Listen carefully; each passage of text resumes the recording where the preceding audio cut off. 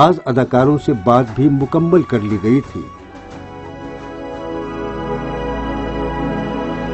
مجاز الحق صاحب دراصل آخرت کی فکر سے بیزار تھے اور مختلف شکوک و شبہات سے دوچار تھے۔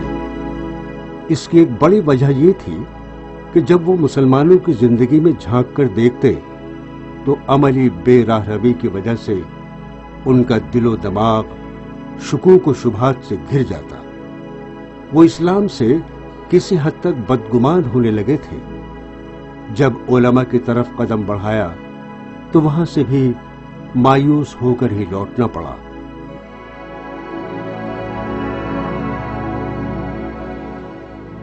لیکن عین اسی موقع پر جب وہ ذہنی کشمکش سے دوچار تھے اور عملی طور پر اسلام سے کوسوں دور تھے، ان کی ملاقات سید عبداللہ طارق صاحب سے ہو گئی۔ مجاز الحق صاحب نے ان سے دریافت کیا، کیا اللہ سچ مچ ہے یا صرف اس کے نام کا خوف دلا کر دنیا بٹورنے کی کوشش ہو رہی ہے؟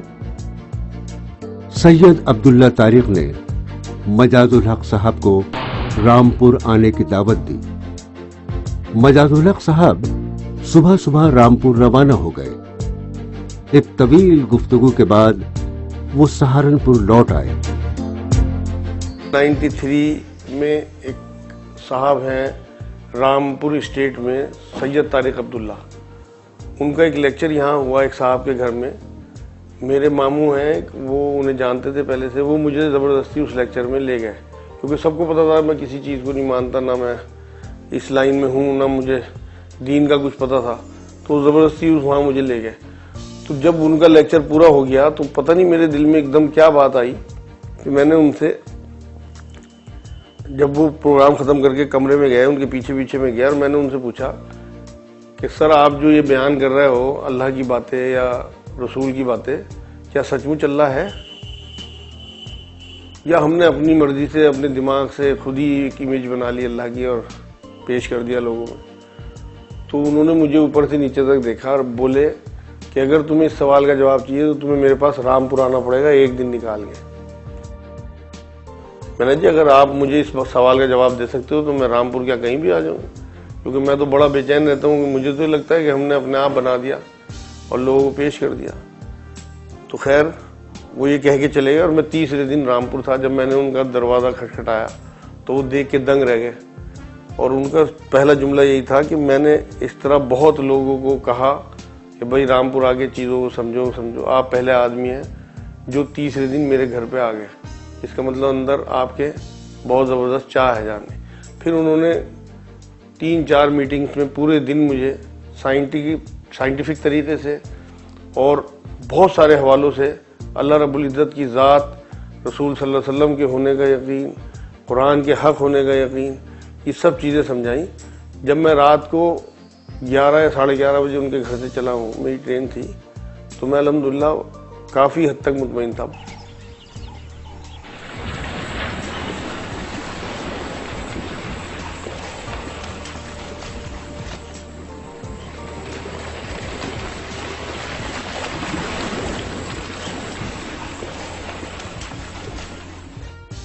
لیکن اب مجاز الحق صاحب کی دنیا بدل چکی تھی۔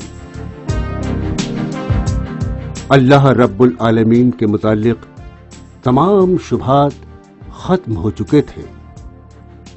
بنیاد کا معاملہ اس طرح سے ہوا ہے کہ سن 97 میں پاکستان جیلم میں میرے ایک تائے کے بیٹے رہتے ہیں عرفان الحق صاحب۔ سن 97 میں وہ یہاں آئے انڈیا اور میرے پاس ہی ٹھہرے۔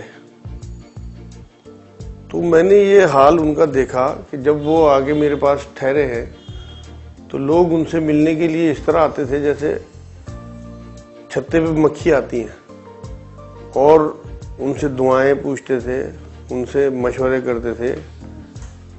تو مجھے لگا کہ یہ جب شخص یہ کام کر سکتا ہے اور لوگوں کو اتنا فائدہ اس کی ذات سے ہے تو میں بھی کوشش کروں، کیونکہ میں ایک بہت زبردست اضطراب سے باہر آیا تھا، کیونکہ مجھے تو یہی یقین نہیں تھا کہ اللہ رب العزت ہے بھی، اللہ کی ذات میں یقین نہیں تھا، تو اللہ نے اس دلدل سے مجھے کھینچا۔ تو پھر مجھے یہ اللہ کی طرف سے ایک گفٹ ہی ملا کہ ان کی وہ حالت دیکھ کے میں نے اللہ سے دعا کی کہ اللہ مجھے بھی اگر مناسب ہو تو اس کام میں لگا لے۔ اس کے بعد 98 میں میں خود پاکستان گیا، وہاں میں نے انہیں دیکھا کہ انہوں نے ایک مرکز بنایا ہوا ہے، وہاں لوگ آتے ہیں اور اپنے مسئلے ان سے بیان کرتے ہیں اور وہ اس کا حل بتاتے ہیں، کچھ دعاؤں سے، کچھ تسبیحات سے۔ تو مجھے بڑا عجیب و غریب یہ معاملہ لگا، کیونکہ مجھے تو پورا یقین ہی نہیں تھا، تو میرا یقین پختہ ہوتا چلا گیا، اور پھر میں نے اسی لائن پہ کام کرنا شروع کر دیا۔ اور سن 2000 آتے آتے الحمدللہ میں نے یہ فیصلہ کر لیا کہ اب میں اس کام کو شروع کروں گا۔ میں نے فری آف کاسٹ وہاں دوائیاں دینی شروع کی، یہاں تک کہ ڈرائی فروٹ جن سے ہم علاج کرتے ہیں، طب نبی سے لی ہوئی چیزوں سے ہم علاج کرتے ہیں، منقہ ہے، کلونجی ہے، شہد ہے، یہ سب چیزیں میں لوگوں کو فری دینے کے لیے بیٹھا۔ میں بھی یہی چاہتا ہوں کہ لوگ اس کام کو سیکھیں، دیکھیں اور آگے اسے انشاءاللہ اپنی زندگیوں میں اتاریں۔ اب مجاز الحق صاحب کو زندگی ویران دکھائی دینے لگی۔ اللہ سے ملاقات کا وعدہ سر پر سوار ہو گیا، آخرت کی کامیابی کی فکر دامن گیر ہو گئی۔ مال و اسباب اکٹھا کرنے کے بجائے سب کچھ اللہ کی راہ میں خرچ کر دینے کا جذبہ پیدا ہو گیا۔ اللہ تعالیٰ سے محبت ہوئی تو اس کے بندوں سے بھی محبت ہو گئی۔ قرآن و حدیث اوڑھنا بچھونا ہو گیا اور خدمت خلق شوق بن گیا، اور اللہ کی خوشنودی زندگی کا مقصد بن گئی۔ الا بذکر اللہ وتطمئن القلوب قرآن کی ایک آیت ہے، اور الحمدللہ مجھے یہ محسوس ہوتا رہتا ہے ہر وقت اپنے بارے میں کہ میں ہر ٹائم اللہ کے ذکر میں ہوں۔ میں بالکل اسی طرح سے محسوس کرتا ہوں اللہ کو الحمدللہ جیسے کہ ہوا، کہ ہر ٹائم جیسے ہم ہوا میں رہتے ہیں، دیکھ نہیں پاتے، مجھے محسوس ہوتا رہتا ہے۔ اور اطمینان کی بات اس آیت کے ساتھ ساتھ ایک بہت بڑی یہ ہے کہ آپ کی اگر ٹاپ پرائیورٹی اللہ بن جاتا ہے تو یہ ہو نہیں سکتا کہ آپ کے اندر بے چینی آ جائے، کیونکہ اللہ خود سکون کی چیز ہے، سب کچھ دیکھتا رہتا ہے، اپنی خلاف سب چیزیں دیکھتا ہے، اور کتنے سکون سے بیٹھا ہے۔ تو یہ کیسے ممکن ہے کہ آپ اللہ کو ٹاپ پرائیورٹی بنا لو اور آپ بے چین رہو؟ یہ نہیں ممکن ہے۔ اور جو مجھے تھکن ہونے کا معاملہ یہ ہے کہ حضور پاک صلی اللہ علیہ وسلم کی ایک حدیث پاک ہے کہ اللہ یہ کہتا ہے، حدیث قدسی ہے، کہ جو میرے بندوں کے کام میں لگ جاتا ہے میں اس کے کام میں لگ جاتا ہوں۔ تو میری تھکن، میری صحت اور میری زندگی کا حصہ، سارے جتنے بھی معاملے ہوں یا جتنے بھی لمحے ہیں ان میں برکت دینا، وہ سب اللہ کے ہاتھ ہے۔ اسے اگر یہ بات اللہ رب العزت کو یہ بات لگ گئی کہ میں نے جو اسے ڈیوٹی دی، جو نوکری دی، یہ اب پوری بجا لا رہا ہے اور میرے لیے کر رہا ہے، تو پھر میری تھکن کا مطلب ہی کیا؟ وہ میرے وجود میں سے تھکن وہ نکال دیتا ہے، میرے وجود میں جو بھی اضطراب ہے وہ باہر کرتا ہے، میرے وقت میں برکت وہ دیتا ہے۔ آپ تصور نہیں کر سکتے کہ ایک دن میں کوئی شخص 450-500 آدمی مریض کے طور پہ دیکھ سکتا ہے، وہ بھی صرف 10 گھنٹے میں۔ میں خود نہیں تصور کر سکتا، لیکن آپ نے کل دیکھا یہاں حال، کیونکہ رمضان سے مطلب شروع ہونے سے پہلے والا دن تھا تو بھیڑ لازمی تھی، اور وہ آپ لوگ شوٹ کر چکے۔ تو کوئی آپ کسی کو یہ بتاؤ گے کبھی کہ 7:30 یا 7:15 بجے سے ہم نے بیٹھ کے 5 بجے تک تمام مریضوں کو فارغ کر دیا، تو یہ اللہ رب العزت کی مدد کے علاوہ کچھ ہو ہی نہیں سکتا۔ تو تمام بے چینی ختم کرنا اللہ کے ہاتھ، تمام وقت میں برکت دینا اللہ کے ہاتھ، میری تھکن دور کرنا اللہ کے ہاتھ۔ الحمدللہ۔ مجازی زندگی جینے والا مجاز الحق حقیقی زندگی میں مقام بلند کا آرزومند ہو گیا، اور اللہ کو راضی کرنے کے لیے اپنا تن، من، دھن اور وقت سب کچھ اس کی راہ میں لگا دینا ہی زندگی کا مقصد بنا لیا۔ مجاز الحق صاحب کی تبدیل شدہ زندگی ہر صاحب عقل کے لیے ایک مثال ہے۔ یقیناً جو لوگ اپنے اندر تڑپ رکھتے ہیں، اللہ ان کی رہنمائی ضرور فرماتے ہیں۔ اللہ کی یہ شان ہے، وہ یہ کہتا ہے کہ تم صرف ایک قدم اٹھا لو، باقی میں اپنے آپ تمہاری طرف دوڑ کے آؤں گا۔ وہ حضور صلی اللہ علیہ وسلم کے لیے ایک قدم اٹھا کے تو دیکھیں۔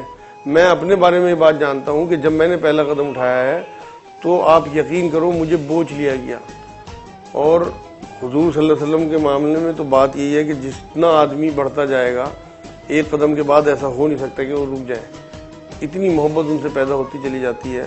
اور پھر علم کی آگاہی اور ان سے محبت کا معاملہ پھر اللہ کے ہاتھ ہے۔ آپ نے قدم بڑھانا ہے سچے دل سے، پہلا قدم آپ کا سچا ہونا چاہیے، کیونکہ اللہ سچا، اس کا رسول سچا۔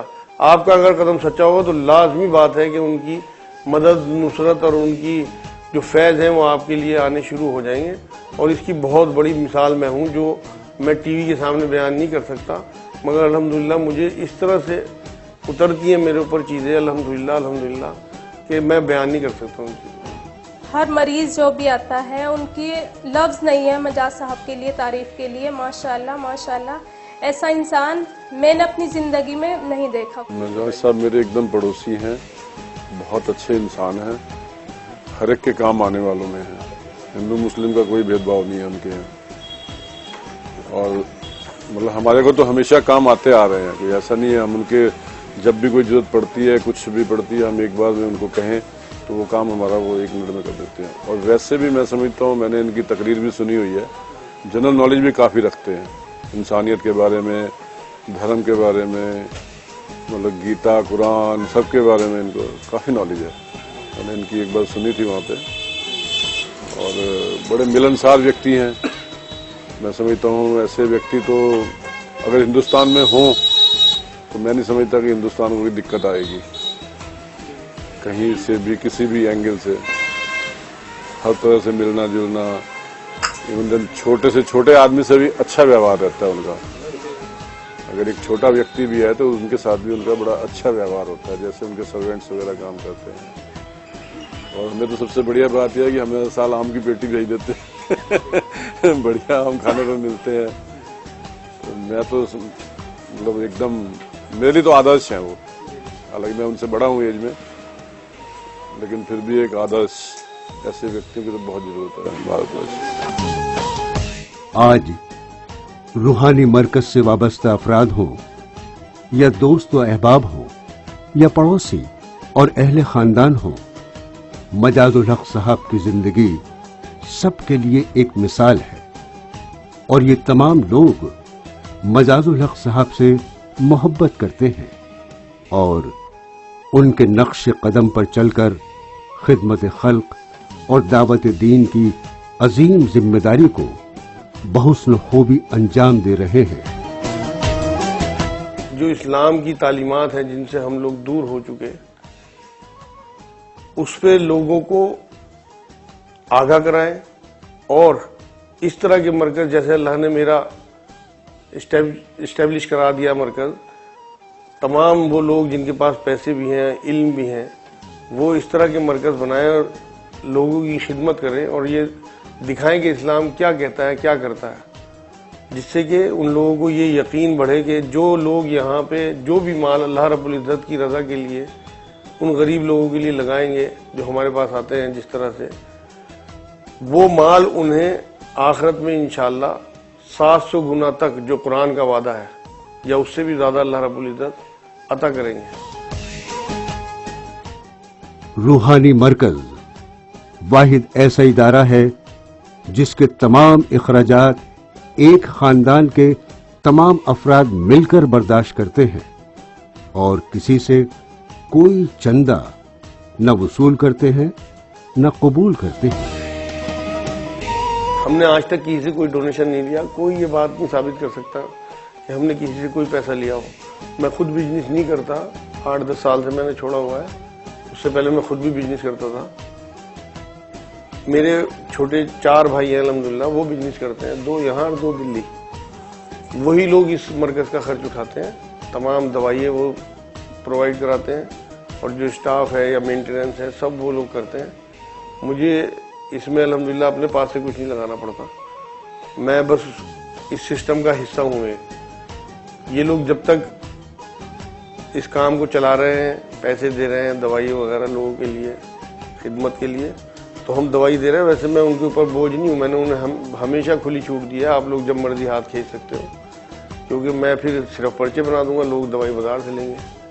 لیکن کیونکہ میرے پاس آنے والے لوگوں میں کم سے کم 60% 70% تعداد بہت غریب لوگ ہی ہے, اتنے غریب لوگ کہ ان کے پاس کرایہ بھی نہیں ہوتا, تو میں اس وجہ سے نہیں کر پاتا اس کام کو بند دوائی والے کو. اور میں کوشش کرتا ہوں اپنے بھائیوں کو اس لیے تھوڑا سا حوصلہ بھی دیتا رہتا ہوں کہ وہ اسے دوائی والے سلسلے کو بند نہ کریں, لیکن الحمدللہ وہ میرا پورا ساتھ دیتے ہیں. روحانی مرکز اسی طرح ترقی کرتا رہے اور لوگ زیادہ سے زیادہ فیضیاب ہوتے رہیں, یہی ہم سب کی خواہش اور دعا ہے. اللہم صلی علی سیدنا محمد وعلى آله وصحبه وسلم. اللهم صل على سيدنا محمد وعلى آله وصحبه وسلم.